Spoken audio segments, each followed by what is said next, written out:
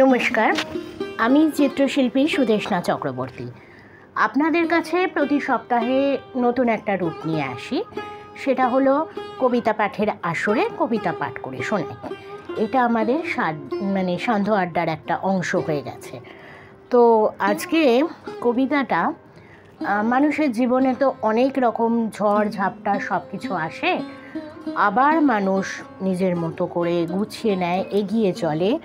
পুরনো সব কিছুকে নিয়ে তো বসে থাকলে জীবন চলবে না। তাই আজকের কবিতার নাম আবার। আমারই লেখা, পাঠ করে শোনাচ্ছি। আপনাদের কেমন লাগলো অবশ্যই কমেন্ট বক্সে কমেন্ট করে জানাবেন। আগে আমরা শুনে নিই। আবার।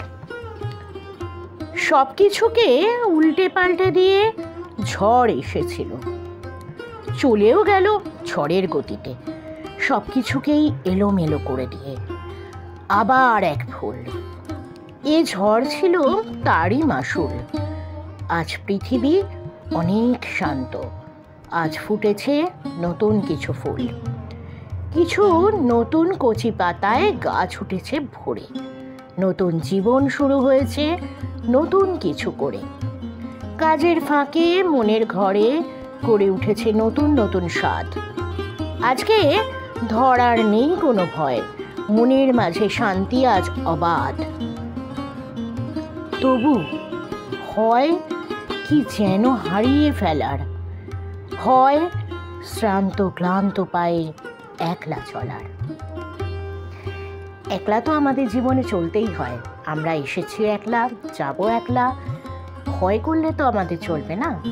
কিন্তু এটা আমার কলেজ লাইফের একটা রিয়েলাইজেশন ছিল, আপনাদের সঙ্গে শেয়ার করে নিলাম।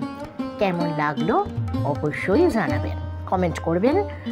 আপনাদের কমেন্ট করতে কিন্তু ভালো লাগে।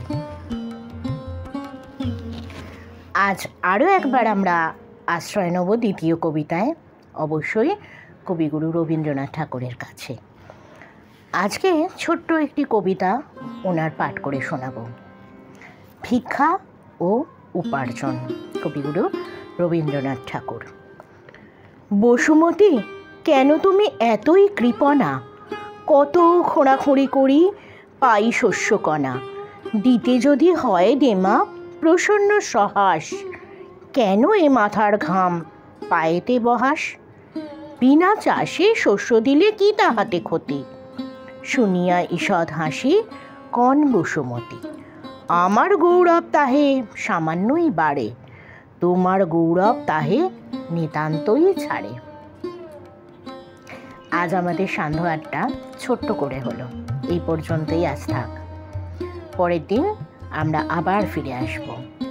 নমস্কার, সবাই ভালো থাকবেন।